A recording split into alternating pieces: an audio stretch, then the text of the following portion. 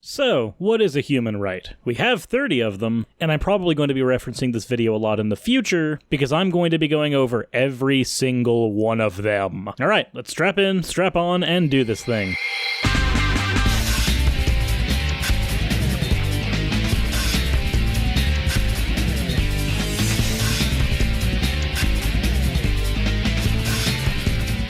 Alrighty guys, we are not going to be doing fan art today, we're going to get right into the video itself, but if you haven't subscribed already, this is probably a good time to do so. And with that said, into the topic at hand. First, we have to get into where human rights come from. In the United States Constitution, it's argued that a human right is God-given and inalienable. This is all fine and dandy, but for a secular nation, this doesn't exactly cover everyone. It's hard to argue about a God-given right if you can't agree on the type of God or you don't believe in a God at all. So instead, we're going to be using the United Nations human rights. These are rights that should apply to you whether you're in the United States or any other country. So as opposed to the United States citizens' rights, these are your rights as being part of a society of human beings. The preamble to human rights is long, but to summarize, the United Nations Declaration of Human Rights argues that when human rights are not upheld, barbarous acts end up following, and human beings end up having to rise up against tyranny when their rights are not being respected or are being revoked. To have a peaceful society, you must have a society that recognizes these 30 inalienable human rights. These rights should be both considered an achievement and a goal to strive for all nations, and that every individual and every organ of society should be keeping this declaration constantly in mind, and strive to teach and educate to promote a basic understanding of these human rights. This is something that my education system failed to do. So, Article 1 of 30 of the Declaration of Human Rights. All human beings are born free and equal in dignity and in rights. They are endowed with reason and conscience and should act towards one another in a spirit of brotherhood. This is to say that we are all born free and equal. We have our own thoughts and we have our own ideas. We should be treated by both those in authority and our fellow man as conscious beings that have our own thoughts and not as mindless automatons.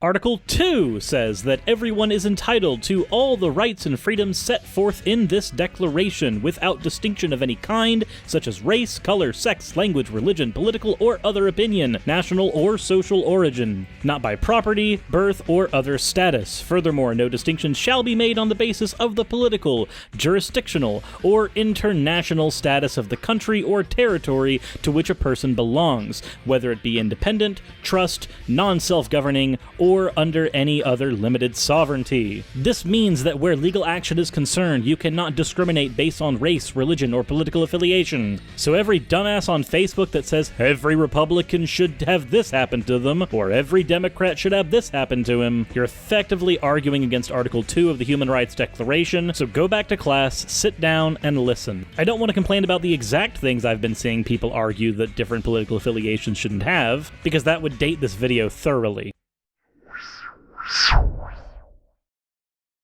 Article 3, everyone has the right to life, liberty, and the security of person. That one is easy enough to understand. It just means that you have a right to live and have freedom and safety. This particular right will be important when discussing things like healthcare going forward.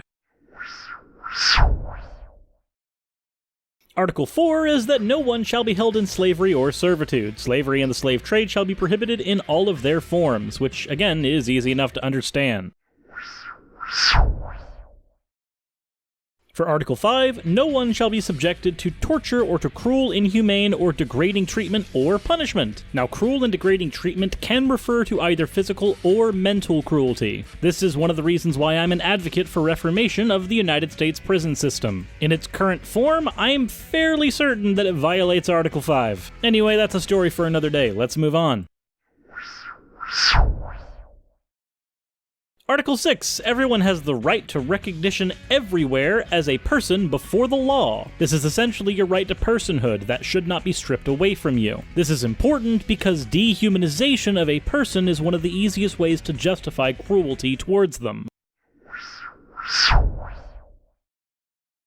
Leading into Article 7, all are equal before the law and entitled without any discrimination to equal protection of the law. All are entitled to equal protection against any discrimination in violation of this declaration and against any incitement to such discrimination. This essentially says that the law is the same for everyone. It has to treat everyone fairly. Now, it's inarguable that this isn't something that we've actually been able to employ into practice very well. We use the same tools whenever putting people before the law, but as legal cases like People v. Turner have shown us, not everyone is treated equally before the law. Sometimes people get off for inhumane acts, but I'm not going to get into the reasons why it's hard for people to end up being treated equally before the law. I'll just do a quick and dirty and say that personal affiliations and money usually have a lot to do with it. Article 8 says that everyone has the right to an effective remedy by the competent national tribunal for acts violating the fundamental rights granted to him by the Constitution or by law. This essentially means that your human rights are protected by law. Any of these human rights that are in here should be protected, and that we should be able to cite these rights in any argument that we are not being treated fairly. Upon citing these rights, which is predicated on you knowing that they exist, should it be deemed that you are being treated unfairly in light of these rights, you should be able to have a competent tribunal to determine what kind of remedy can be sought after. Article 9 states that no one shall be subjected to arbitrary arrest, detention, or exile. This means that no one has a right to put you in prison without good reason, and they certainly don't have a right to keep you there or send you away from your country. So detainment or exile, without there being a very damn good reason, is a no-no. Article 10. Everyone is entitled in full equality to a fair and public hearing by an independent and impartial tribunal in the determination of his rights and obligations in any criminal charge against him. This is your right to a fair trial. If you are put on a trial, and it should be in public, the people who try us should not let anyone else influence what they do or say. The trial has to be a public trial so that the rest of the nation, and by extension the world, can determine whether or not it was actually fair, and if outside influence is changing the opinions of anybody involved in the trial, then that trial should be considered a wash and repeated, this time with completely different people. So if a jury is put together and somebody you know personally happens to be on that jury, then the entire thing has to be redone. People you personally know can be brought in as character witnesses, but they cannot be the people that determine your innocence or guilt. This is how we make certain we have a fair trial. Again, this is one of those things that is harder to do in practice sometimes, but it is the standard that we should strive for. Article 11 is decently long. Everyone charged with a penal offense has the right to be presumed innocent until proved guilty according to law in a public trial in which he has all the guarantees necessary for his defense. It then states that no one shall be held guilty of any penal offense on account of any act or omission which does not constitute a penal offense under national or international law at the time when it was committed, nor shall a heavier penalty be imposed than the one that was applicable at the time of the penal offense when it was committed. This is basically the you're innocent till proven guilty. This is the reason why news outlets will usually say allegedly did something instead of saying that someone actually did something, so that they cannot be held legally culpable for saying that someone did something horrible live on the news. Granted, this is more of a legal shield and less something that actually matters in practice, because I have a sneaking suspicion that most people just tune out the word allegedly. This also means that if the law was changed tomorrow to say that if you robbed a store you would get 10 years in prison, but it was found that you robbed a store last week, at the time of your trial, you would have to be operating under the laws that were in effect when you robbed the store, not at the time of your trial. This is to prevent a government from creating a clause in the middle of somebody's trial that forces them to be punished in a way that they otherwise would not have. Article 12 is that no one shall be subjected to arbitrary interference with his privacy, family, home, or correspondence, nor to attacks upon his honor or reputation. Everyone has the right to the protection of the law against such interference or attacks. This is your right to privacy. No one should try to harm your good name. No one has the right to come into your home, open your letters, or bother you for any reason. This is the reason why it is so hard to get private records from people. People have a right to keep those records private. And given some of your browsing histories, that's probably a good thing. This right shouldn't just protect against physical invasion. Your right to privacy should extend into the digital world as well. Again, this is one of those things that is harder to actually function in practice, but in an ideal world, your right to privacy should be guaranteed no matter the platform. Article 13 says that everyone has the right to freedom of movement and residence within the borders of each state. Everyone has the right to leave any country, including his own, and then return to their country. This is your right to travel. You have the ability, barring certain exceptions, to go from one state to another. The actual method of travel is the only thing that would be an exception. For instance, if you're blind and want to drive a car, but you are legally not allowed to because you would be a hazard on the road, this is a situation that would have to be an exception to your freedom to move. You have the ability to still go to another state, though. You would just need to have somebody else take you there, or walk or ride a bike, though both of those would probably be just as dangerous when blind. Article 14 states that everyone has the right to seek and to enjoy in other countries asylum from persecution. This right may not be invoked in the case of prosecutions genuinely arising from non-political crimes or from acts contrary to the purposes and principles of the United Nations. This is your right to asylum. If you are being persecuted by your country and not because legitimate crimes that would be seen as legitimate in the eyes of the United Nations, not the eyes of the country, have been involved, then you have the right to seek asylum in an adjacent country. You have a right to be safe. No one can say that you are locked down in your country where you might be harmed. You have a right to your personal safety. This is an extension of your right to live.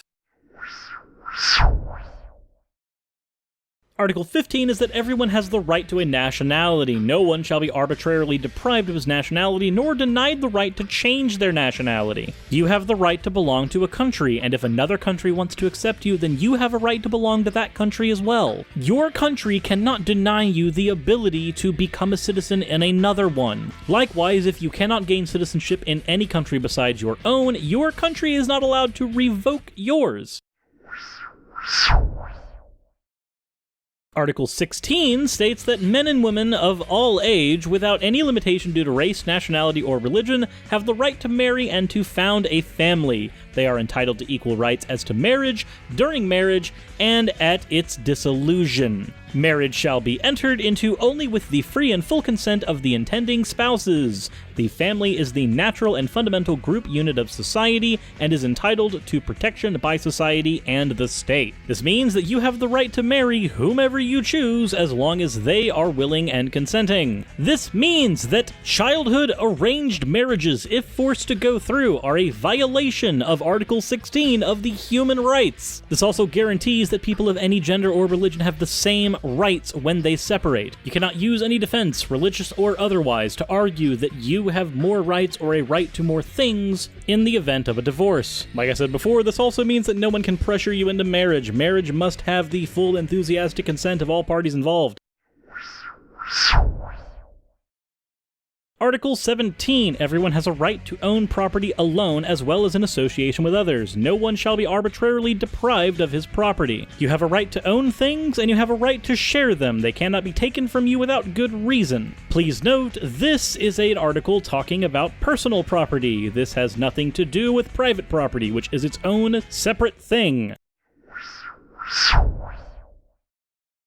Article 18. Everyone has the right to freedom of thought, conscience, and religion. This right includes freedom to change your religion or belief, and freedom either alone or in a community with others, or in public and private, to manifest your religion or belief in teaching, practice, worship, or observance. This is your freedom of thought. You have a right to believe what you want to believe. You have a right to have a religion or to change. This also means you have a right to have a lack of a religion. If you want to be an atheist with no religion, or have a religion, or be a theist with no religion, you have the ability to do so. No one can force you otherwise. Any country that forces conversion of any kind is in violation of human right number 18.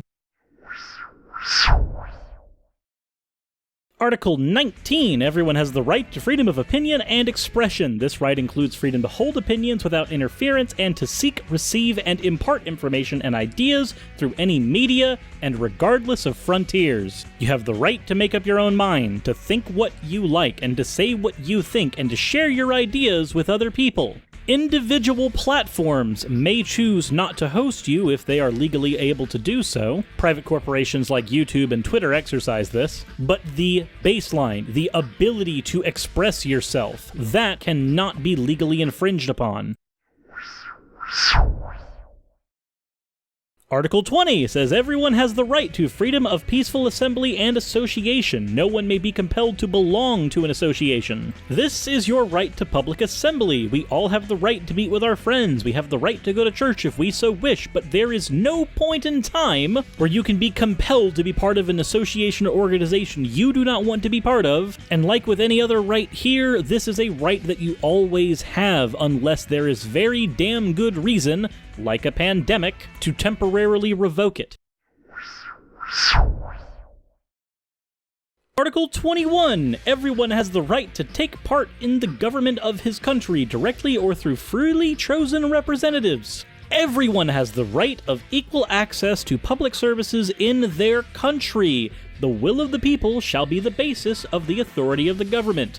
This will shall be expressed in periodic and genuine elections, which shall be by universal and equal suffrage, and shall be held by secret vote or by equivalent free voting procedures. This is your right to be represented in government, or to go into government yourself. You should be allowed to choose your own leaders, or join an election and try to become one on your own. The secret ballot system is important because this prevents a government that has gained too much power from knowing who its citizens have voted for, in the event that it would like to persecute the citizens who voted against the authority and power. The secret ballot is incredibly important for that. This is also why you should go out and vote if you have the ability to. The government is only a separate entity from you as long as you allow yourself to be separate from it.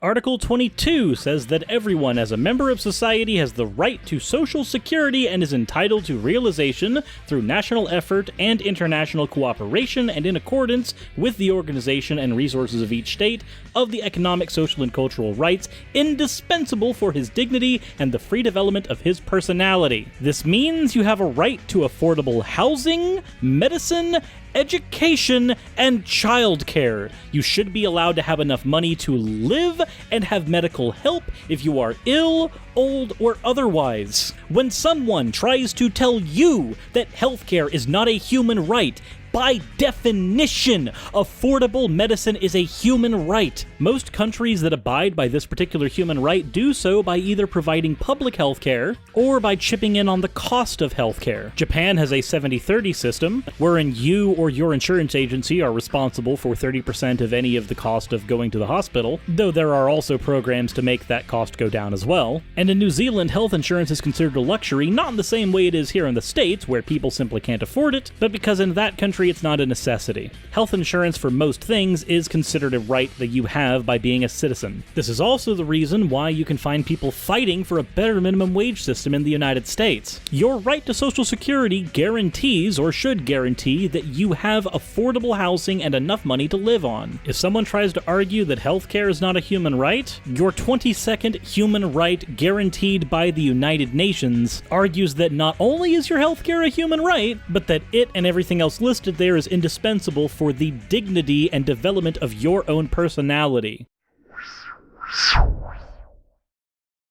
Article 23. Everyone has the right to work, to free choice of employment, to just and favorable conditions of work, and to protection against unemployment. Everyone, without any discrimination, has the right to equal pay for equal work. Everyone who works has the right to just and favorable remuneration, ensuring for himself and his family an existence worthy of human dignity, and supplemented, if necessary, by other means of social protection. Everyone has the right to form and join trade unions for the protection of his interest. This is your right to have a job, to a fair wage for your work, and to join a union. Now, this one is interesting and important because there are corporations like Walmart that have extensive propaganda built in-house with the sole purpose of ensuring that their workers do not unionize against the company for their own interests. Walmart cannot ban a union that is formed within their borders, but they can fire people, especially in right-to-work states, for any reason whatsoever. This means if you are caught attempting to form a union, not only is the environment already pushed against you, because if you've worked for Walmart before, before, which I have, then you know about their anti-union propaganda. It's literally required videos that you have to watch in order to become fully employed. And because we have so many right-to-work states, which also include a right to fire for any reason here in the US, Walmart can completely and totally screw over the ability for a union to form within its company. Granted, they are doing so technically legally, but by technically being legal, I would argue that Walmart, of all corporations, is most certainly in violation of Article 23. A union is there so that there's a significant body of workers that can represent you whenever there is an issue between you and a company. Without it, you're just a single cog in a machine, nothing more, and certainly much less depending on the day.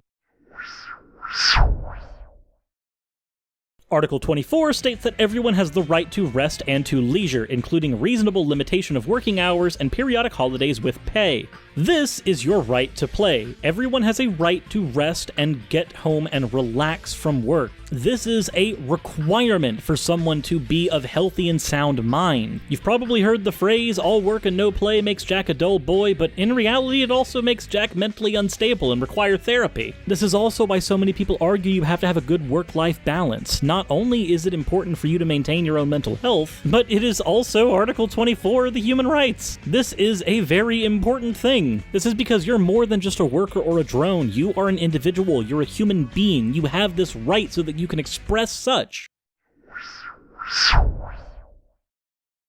Article 25 says that everyone has the right to a standard of living adequate for the health and well-being of himself and his family, including food, clothing, housing, and medical care, and necessary social services, and the right to security in the event of unemployment, sickness, disability, widowhood, old age, or other lack of livelihood in circumstances beyond his control. Motherhood and childhood are entitled to special care and assistance. All children, whether born in or out of wedlock, shall enjoy the same protection. This is your right to food, shelter, and health care, reinstated from the earlier Social Security Article number 22. This also argues that childhood and motherhood should be protected and exempted in certain cases. This is one of those things that has to be cited repeatedly when trying to tell a business that they have to give maternal leave and also guarantee the job will still be there when the mother comes back from raising the child in its first couple months, or more, depending on the situation. This right to a standard of living is also something that needs to be reevaluated every single year, because as the price of things changes, standard of living will also change inevitably. Your standard of living is tied in with the price of home ownership, rent, healthcare, food, and literally any other thing you possibly could have. But remember, while it was not stated in so many words in Article 22, Article 25 of the Universal Declaration of Human Rights expressly says that your food, clothing, housing, and medical care, and right to security in the event of unemployment or sickness or disability are all things that should be guaranteed. There are some people that argue that everyone has a right to medical care and that's why they can go into the ER free of charge and then get charged later. I respectfully disagree. The ER generally only has one job: get you stable. This is not functional medical care. Moreover, you can be completely and totally buried by medical debt afterwards anyways. This is one of the reasons why our healthcare system here in the States needs desperate reform.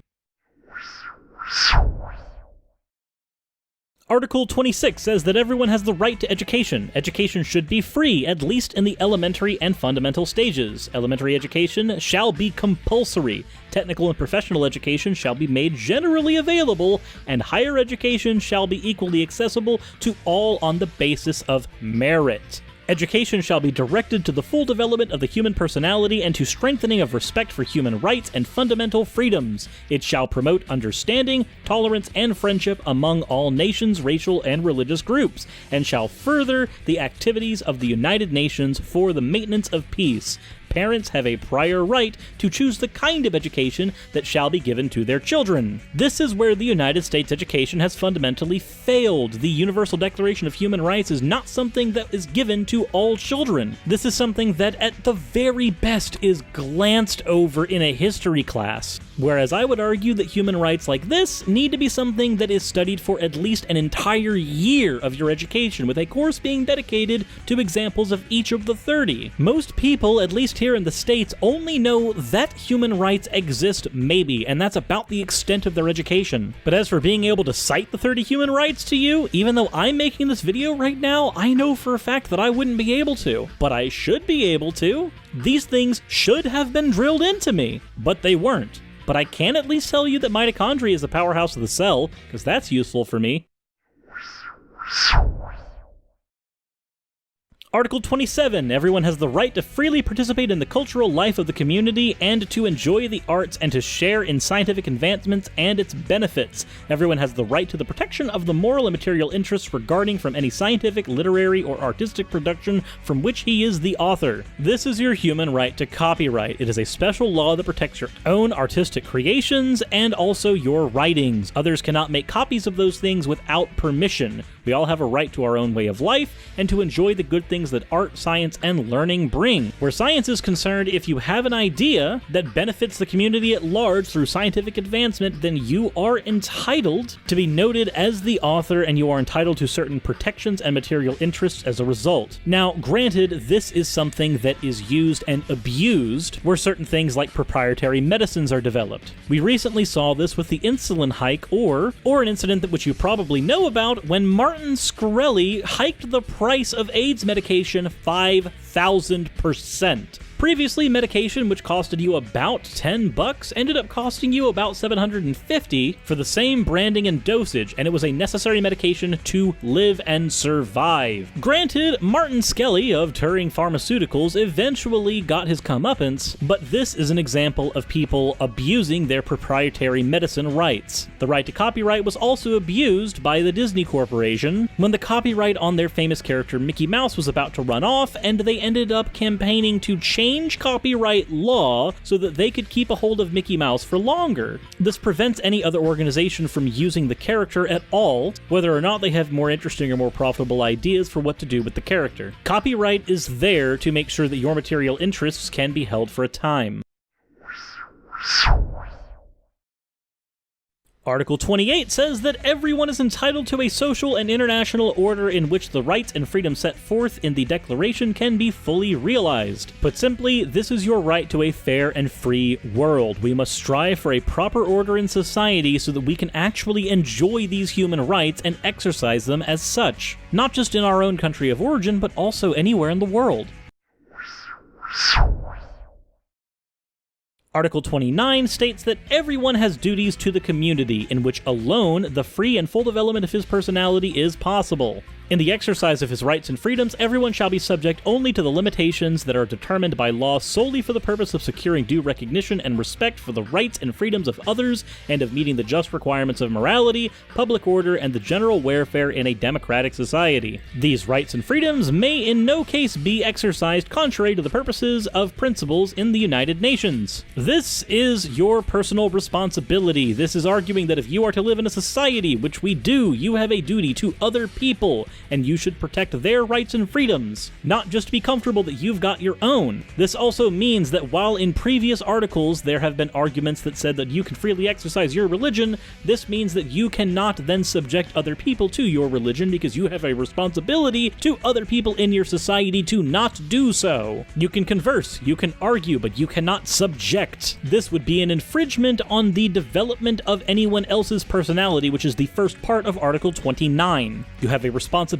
and duty to others. No one man is an island, and anyone that thinks and pretends that they are is a liar, or is elsewise thoroughly self-deluded. And finally, Article 30. Nothing in this declaration may be interpreted as implying for any state, group, or person any right to engage in any activity or to perform any act aimed at the destruction of any of the rights and freedoms set forth herein. This is the inalienable part of your human rights. No one can take your human rights away. No one can destroy your human rights. These are things that you should be able to maintain at all times, which means, again, no one can take away your right to healthcare. Holy holy crap, why do I have to explain this? In an ideal world, if anybody tries to argue that you do not have human rights, you should be able to point to this video or to the information that I will be linking in the description below, and hopefully this will help you in an argument about human rights if you end up having one. Human rights are axiomatic because we live in a society and we have agreed that they are axioms by which we should inform our morality and actions by. So if somebody tries to say, who gave you your human rights? We did. We as a society agreed on what they should be, and this is where we are. Are they perfect? No, nothing is perfect. But this is in fact where we find ourselves today. These